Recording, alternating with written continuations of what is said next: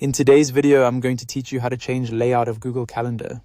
If you want to adjust the way your calendar appears on screen, Google Calendar makes that very simple. Changing the layout can help you see your schedule in a way that feels more comfortable and useful, whether you prefer a broader overview of your week or a more focused look at a single day. This is especially helpful if you're managing a busy schedule and want a layout that matches how you plan your time. To get started, open Google Calendar in your browser and look toward the top right area of the page. Near the gear icon, you'll see the name of your current calendar view. This might say something like day, week, month, or another available view depending on what you're currently using. That label is the control you'll use to switch the layout. Go ahead and click the current view name next to the gear icon. When you do, a menu will open showing the different layout options available in Google Calendar. From there, simply select the view you want to use. As soon as you click your preferred option, Google Calendar will update the layout automatically.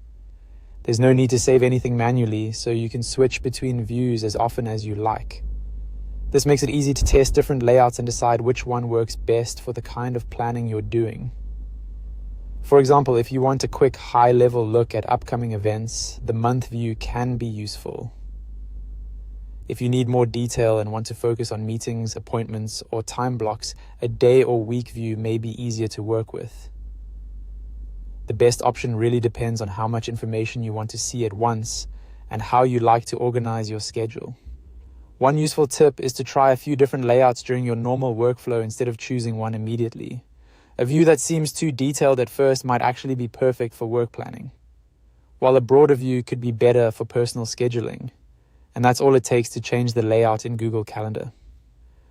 Just click the current view name next to the gear icon and choose the layout you want. Once you know where that setting is, it only takes a second to update your calendar and make it easier to read and manage.